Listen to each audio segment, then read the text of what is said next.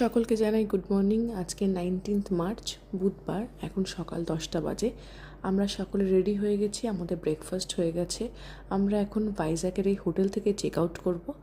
আমরা এখন আরাকু যাওয়ার জন্য রওনা হব। আমাদের রুমের উল্টো দিকেই ছিল বাবা মার রুম, বাবাও রেডি হয়ে গেছে।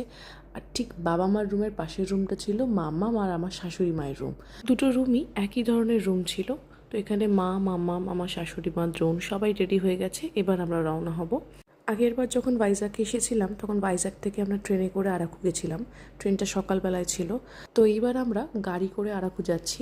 যে ট্রাভেলার আমাদেরকে এয়ারপোর্ট থেকে হোটেল এনেছিল এবং কালকে যাদের গাড়ি করে আমরা ভাইজ্যাগ ঘুরেছি তাদের সাথে কথা বলেই আমরা একটা গাড়ি ঠিক করেছি। যেহেতু আমরা 6জন আছি তার জন্য আমরা একটা ইনোভা নিয়েছি।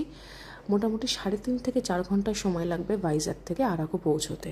আগেরবার ট্রেনে করে আরাকু গেছিলাম, তো সেই রাস্তার সৌন্দর্যটা অন্যরকম ছিল।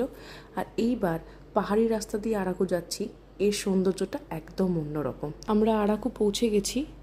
আরাকুতে আমরা থাকবো হরিতা হিল রিসর্ট ময়ূরী। আগেরবারও আমরা এখানেই ছিলাম। এই রিসর্টের বুকিং কিন্তু আমরা অনলাইনে করেছি।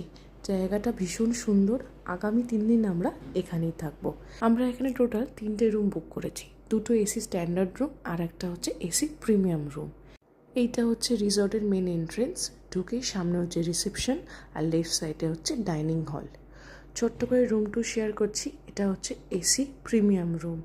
রুমের ভেতর ঢুকেই ডান দিকে হচ্ছে ওয়াশরুম। ওয়াশরুমের ভেতর সেপারেট গিজার আছে। ওয়াশরুমটা যথেষ্ট বড় এবং বেশ পরিষ্কার পরিচ্ছন্ন। মেন ডোরটা ক্লোজ করলেই পেছন দিকে হচ্ছে একটা বড় ওয়ার্ড্রপ। ওয়ার্ড্রপের ঠিক পাশেই হচ্ছে ড্রেসিং টেবিল, যেখানে একটা বড় আয়না আছে, একটা ড্রয়ার আছে। আর তার ঠিক পাশে এরকম লম্বা একটা তাক করা আছে, যেখানে আপনি আপনার প্রয়োজনীয় জিনিস রাখতে পারেন। ঠিক তার পাশেই হচ্ছে টিভি সেট টপ বক্স আছে। আরও একটা এরকম লম্বা তাক মতন করা আছে। উল্টো দিকেই হচ্ছে একটা কিং সাইজ বেড। বেডের 2 দিকে 2টো বেড সাইড টেবিল। আর এদিকে একটা বড় সোফা আছে, সিঙ্গেল সোফা আছে 2টো।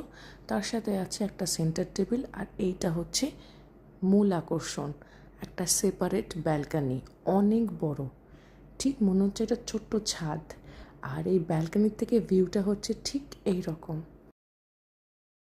রুমটা যথেষ্ট বড়। দেখা হচ্ছে পরের ভিডিওতে।